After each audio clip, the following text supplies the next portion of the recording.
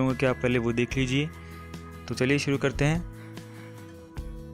So basically stock market vehicles में आता है equity, futures, index futures, commodity, options and forex. अब बात कर लेते हैं लेवरेजेस की। दोस्तों लेवरेज का मतलब होता है कि अगर आप इक्विटी में 1 रुपया डालेंगे तो आप 1 रुपये का ही स्टॉक उठा सकते हैं।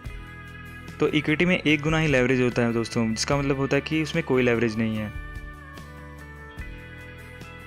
तो चलिए मैं आपको एग्जांपल देके समझाता हूँ कि लेवरेज क्या होता है।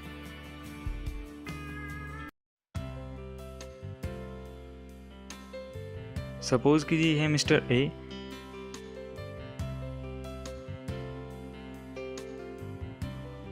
अगर ये इक्विटी में 1 रुपया लगाते हैं तो ये 1 रुपये तक का ही शेयर खरीद सकते हैं। तो इनको जो प्रॉफिट होगा वो भी 1 ही रुपये पे होगा,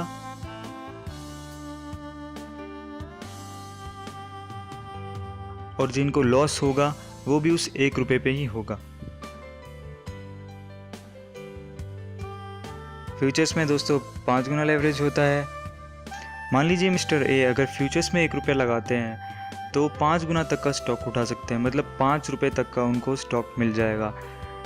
तो जो उनको प्रॉफिट होगा वो उस 5 रुपये पे होगा, और जो लॉस होगा वो भी उस 5 रुपये के हिसाब से ही होगा।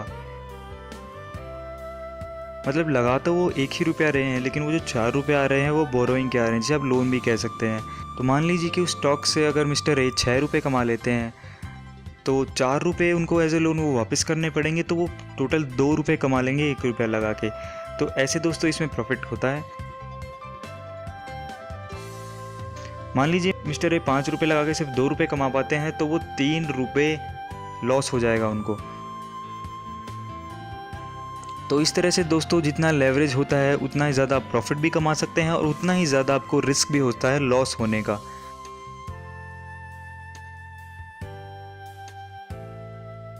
फ्यूचर्स में दोस्तों 5 गुना लेवरेज होता है।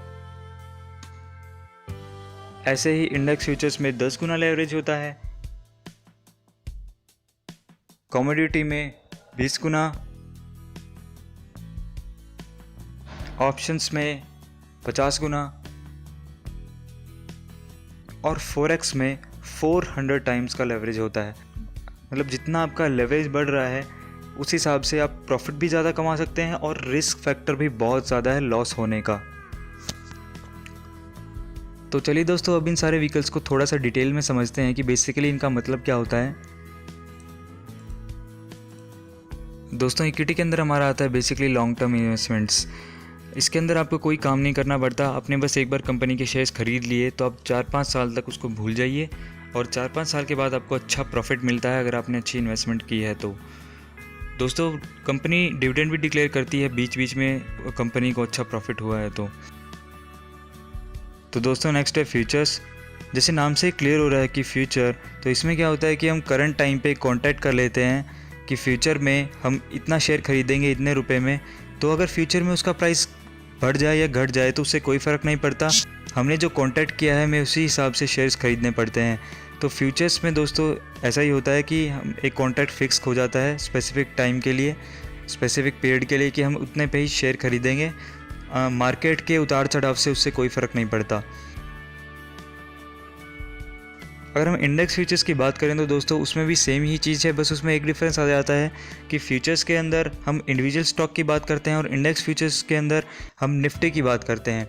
जैसे दोस्तों निफ्टी के अंदर 50 कंपनियां लिस्टेड हैं, तो हम एज अ होल वो निफ्टी के स्टॉक्स का आप परचेज़ करेंगे कि निफ्टी के अंदर कितना चेंज आएगा, तो आपको उसके हिसाब से प्रॉफिट या लॉस होगा। उसमें आप एक इंडिविजुअल कंपनी के स्टॉक की बात नहीं करेंगे। तो दोस्तों यही मेन डिफरेंस है फ्यूचर्स और इंडेक्स फ्यूचर्स में। सो नेक्स्ट है हमारा कमोडिटीज़।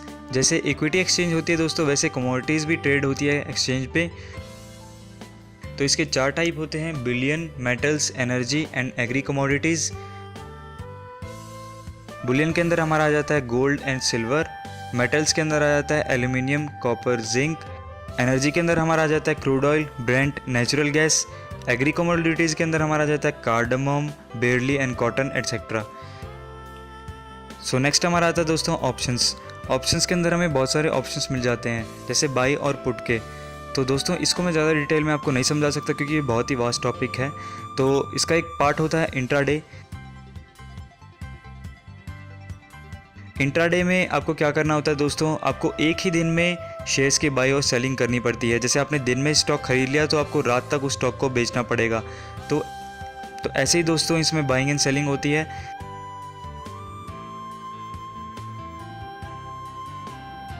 सो नेक्स्ट है दोस्तों फॉरेक्स।